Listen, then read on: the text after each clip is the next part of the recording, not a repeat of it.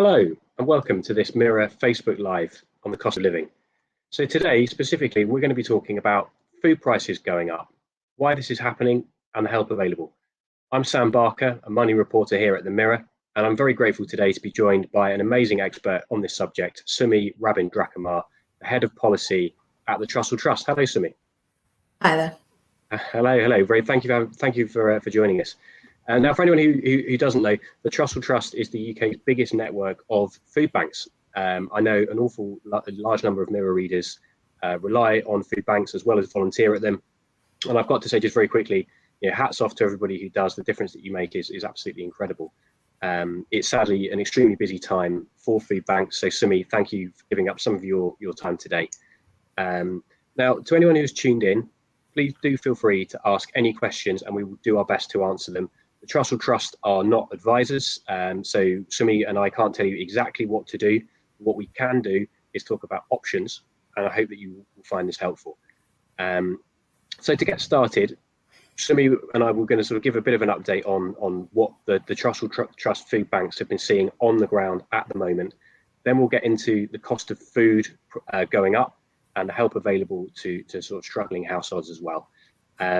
So to kick things off, Sumi, would you mind running us through the situation at the moment, please? What are food banks reporting to you?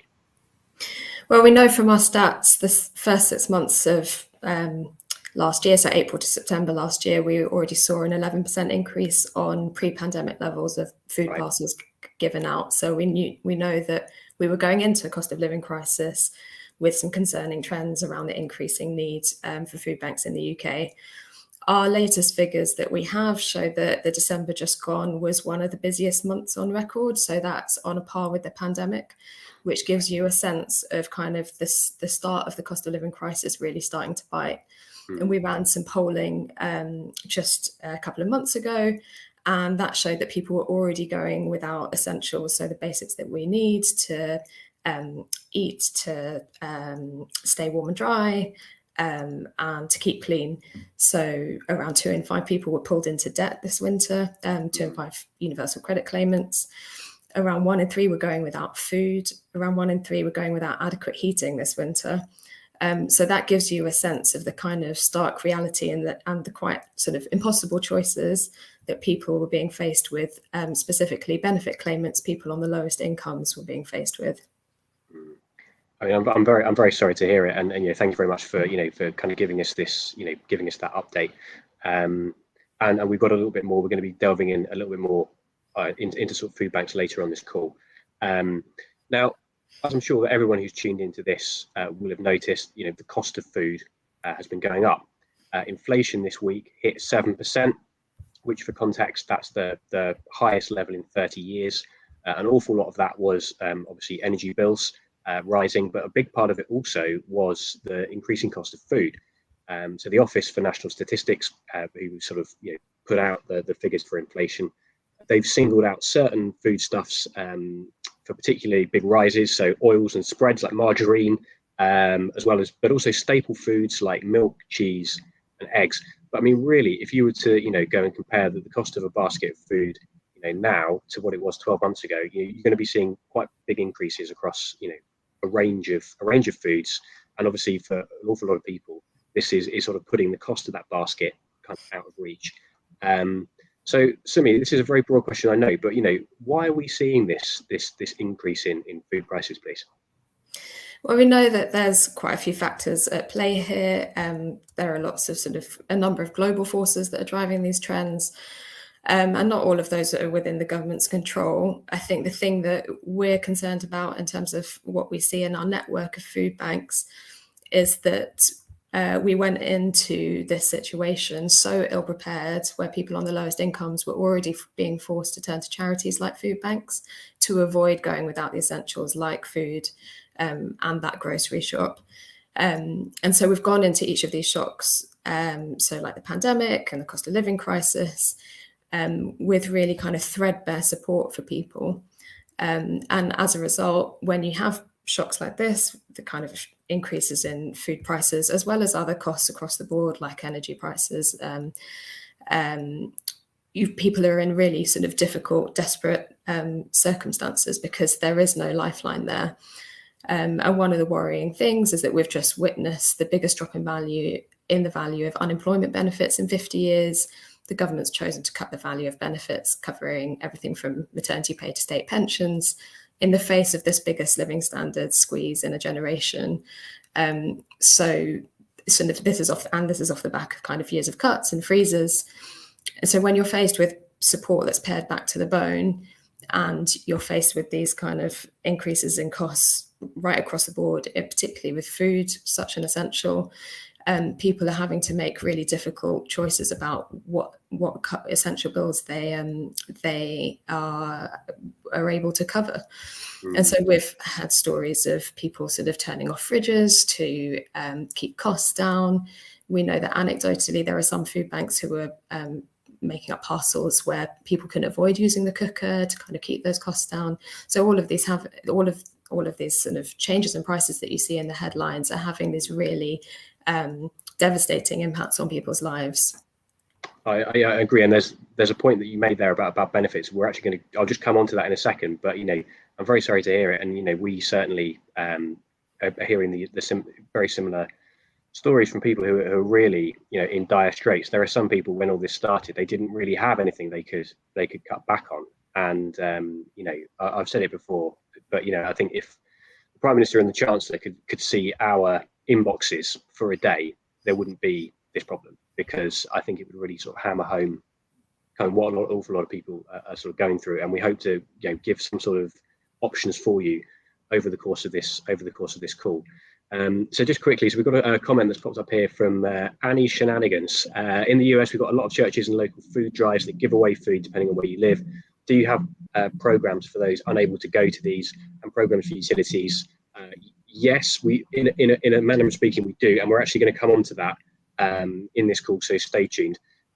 So just very briefly, let's just dip into this point that you make about benefits. So for people receiving benefits like the state pension, certainly universal credit, carers allowance, among others, will have seen a small increase in these benefits from this week. But obviously, I think we're talking about 3.1% from memory is the figure, and that's whilst that sounds it's an increase of 3.1%, but the wider context is that obviously it just gets swallowed up immediately. Do you mind somebody just sort of talking to us about that increase, and how do you feel about it at the Trussell Trust charity? Yeah, the figures came out this week that inflation in March was 7%. We know that the forecast for April for inflation was around at least 8%. So an increase of 3.1% of benefit rates is covering less than half of that increase in costs. So as you say, it's immediately going to get swallowed up. And so what we see in effect is that people's incomes are being cut at the worst possible time. The latest analysis from people like JRFs suggests that around 600,000 people are likely to be pulled into poverty as a result of that choice. And so really, we completely understand that the Chancellor and the government can't protect everyone to the fullest extent from what we're seeing in terms of the rising costs.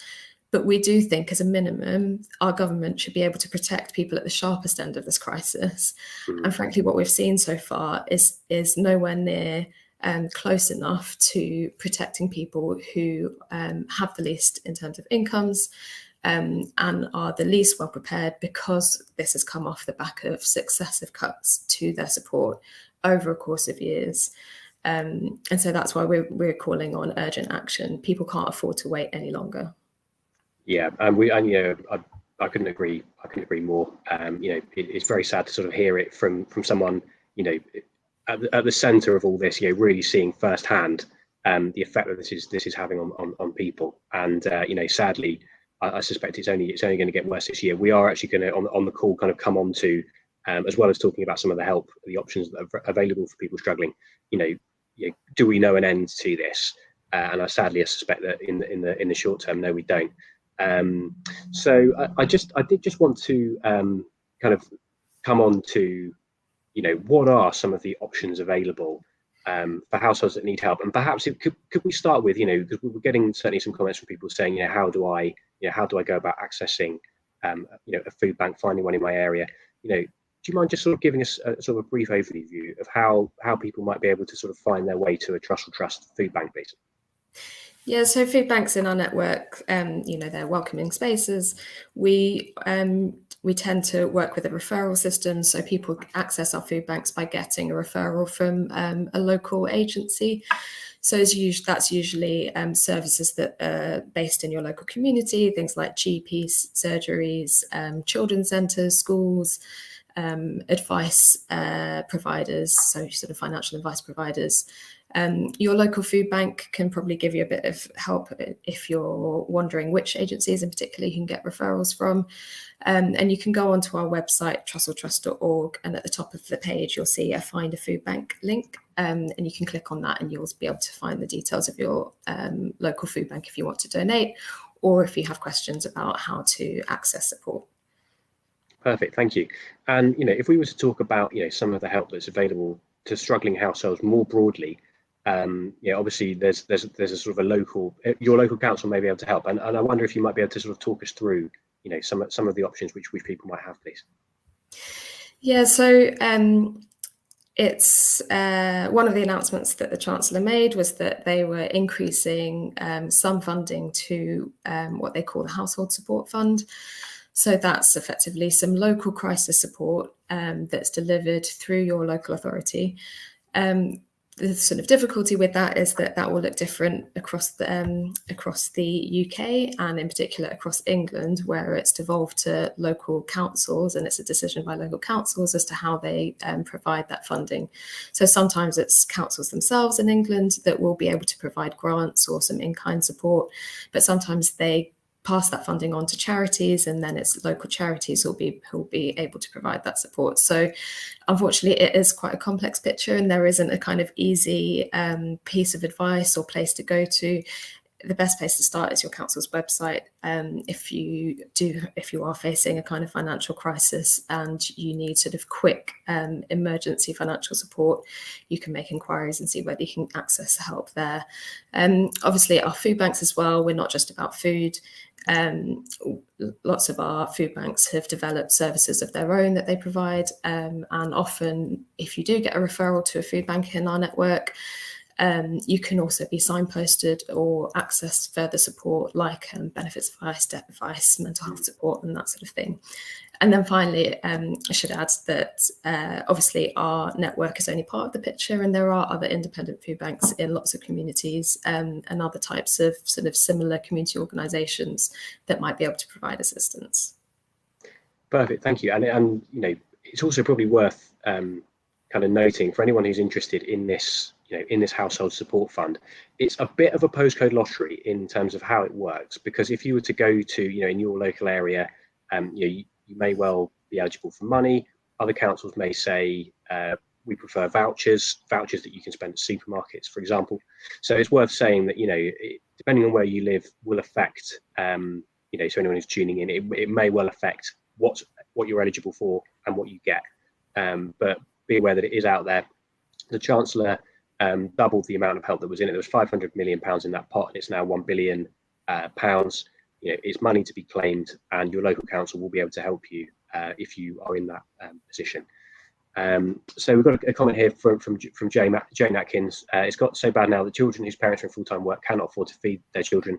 Something has got to be done. Absolutely heartbreaking for children having to suffer from food shortages. Jane, I couldn't agree with you more. And my heart goes out to anybody in that position. I think especially when it comes to children, it's such an emotional subject. And we saw this during the pandemic. If you cast your mind back, thinking about Marcus Rashford and the sort of free school meal vouchers available for children. It was shameful, really, that a footballer. I take my hat off to him. I think he's done amazing things, but a footballer's had basically a campaign that was kind of very much spearheaded by him was instrumental in getting that scheme extended. And I think, that the subject of children going hungry is really just not one. I wish we didn't have to have it in this country, and very sadly, we do. And Jay, thank you for that, and all the best to you and your family.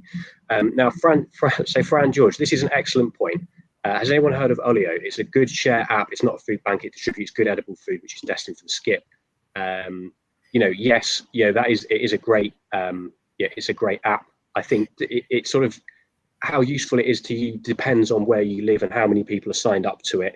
But it is well worth investigating, because I know of many people who've only got good things to say about it. And yeah, so for anyone who's perhaps finding themselves slightly short of food, I would encourage you to investigate this Olio app. From memory, it sort of works on people in need, kind of visiting individuals in their area who are also signed up to the app, who then kind of distribute food from big retailers. So yeah, very much worth sort of investigating, looking into it. And so, Sumi, I think when we're looking at the cost of food and kind of living going up, but particularly with food, I think an awful lot of people, the big question they've got is, do we know when we're going to see an end to this? Is the finish line in sight? And what do you make of that question, please? How would you what would you say to that? I think it's obviously quite an uncertain time at the moment. It's difficult to predict.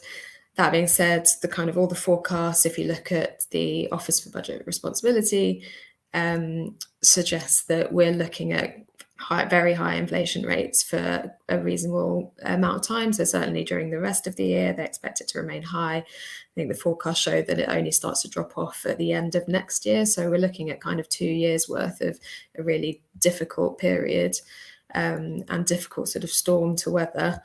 And one of the biggest concerns is for us at the Trussell Trust is really that people with the least, on the lowest incomes, are likely to feel the impact of that and deal with the fallout of this for quite a long time. So we know that there's a big risk of being pulled into debt, and the impact of that debt can have a really sort of long-term effect. So it affects people's finances for a really long time, because you're having to pay that back in small amounts over an extended period.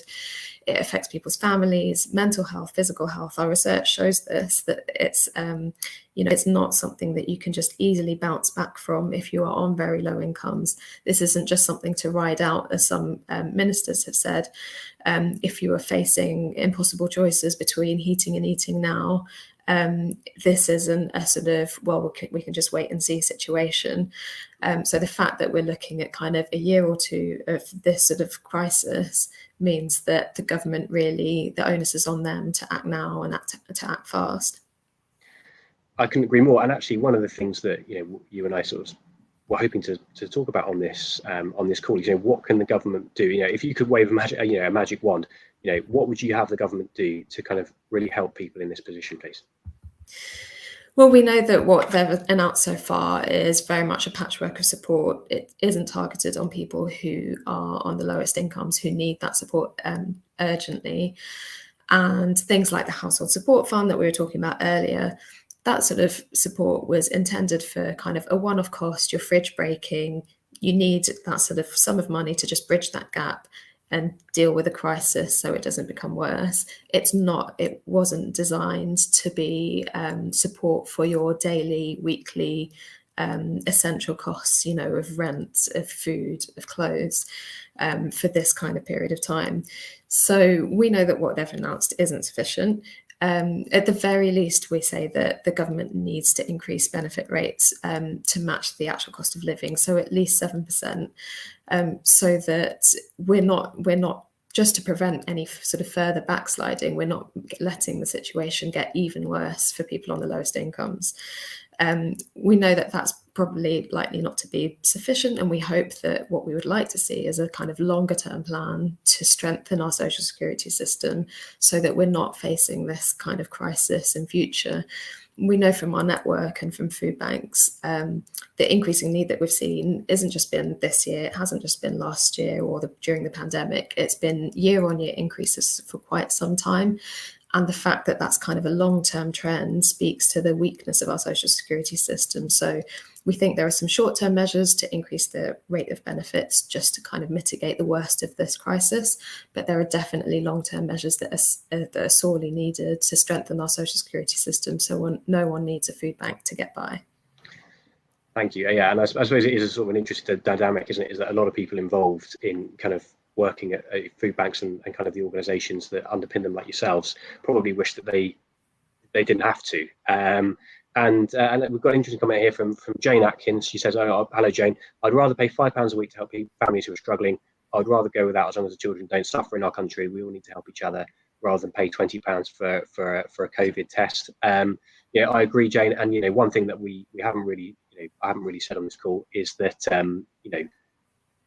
please, if you've got the money to spare, do donate to your local food banks. You can find the details of them on the Trussell Trust website, and there are other other localized kind of food banks. They do need help, and I'm sure that they would be everything you give will go to people who really need it. So thank you very much for that. You've got a big heart, and yeah, all the best to you. Katie Price, in this day and age, no one should have to go without. Thank you, Katie. Yeah, and on a certain level, I certainly I agree with you. And very sadly, we're seeing an increase in people, as has Sumi, as have the trust food banks, in people who are in that position. So I'm just conscious of time because we've really sort of got to wrap up. Sumi's got to go, about past. But I suppose I did just want to ask sort of one final question, if that's all right, Sumi, and then to everyone who's very kindly kind of submitted a question, I'll do my best to kind of get round to you. What do you predict? What's the future looking like for food bank users? Over the course of this year, where do you see that? Where do you see that going, please? Yeah, so I think for us, we've certainly learnt the lessons of the pandemic. So at the start of the kind of early months of the pandemic, we saw this massive surge in need for food banks, and often people coming for the first time. And so we expect sort of a similar situation in the coming months, because we know we've only seen the start of this crisis, and there are sharp rises in costs expected down the line, a further increase in the energy price cap this autumn. And so we are worried about seeing that sort of escalating need, accelerating need, people who haven't needed food banks before and are having to come and turn to a charity to put food on the table.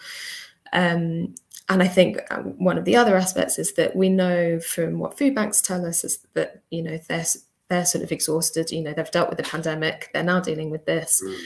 It's not enough, and it's not right that the only solution, if you are on very low incomes, is either to go into debt to afford the essentials, or to be forced to turn to a charity who may or may not be available in your area to support you. That sort of postcode lottery, like as you kind of described before, isn't good enough. And so we are concerned about what the next few months and the next year holds. We're concerned about the impact on our staff and volunteers, but most of all, we're concerned about the impact on people on the lowest incomes who deserve better and can receive better should the Chancellor and our government choose to act. Thank you. And there's probably a couple of points that I just sort of throw in there, really. So one is that, I mean, we've had a couple of comments to this kind of on this subject. I'm not going to sort of name them specifically, but there are a couple of people who say, well, look, is this over-egged in some way? This kind of cost of living crisis, is it as bad as you're making out? I mean, unfortunately, yes, it is. And unfortunately, especially when we're talking about food, as Sumi has said, it does look like this is going to be with us for some time. And certainly this week, we've had an awful lot of supermarket bosses, for example, as well as kind of analysts that kind of analyze the food sector. What they're saying is very stark, and they're saying, what we've seen is the start, just a start, and that the number of people who will be sliding into what they call food poverty, which pretty much unfortunately does what it says on the tin, is very likely to increase this year. So yeah, I'm sort of very sorry to sort of have to say it, but that is unfortunately it is real. It is happening. And yeah, so just conscious of time. So I wanted to say to everybody, thank you very, very much for sort of tuning in. I'll be here for a couple more minutes. And Sumi, thank you so much for a bit of your time today. It's much appreciated. And yeah, thank you so much. I hope everybody's found it useful. And yeah, I'll yeah, thank you very much. Thank you. So I'm just gonna have a quick scan. We've had so many comments and questions, so thank you very much, everybody. I'm just going to kind of dip in very quickly to sort of a couple more. Okay, so we've got a couple of comments again. We've been talking about help that's available. So we've spoken about the household support fund, but there is other help coming to you.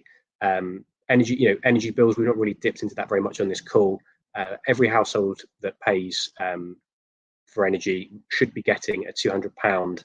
Well, the government's calling it a rebate. Effectively, it's a loan, but it'll be £200 off your energy bill in the short term, which you'll then repay. And the government are talking about repaying it over 5 years. You'll also get £150 off your council tax. That should kick in from this month, but there are some households where they're going to see a delay to that, unfortunately.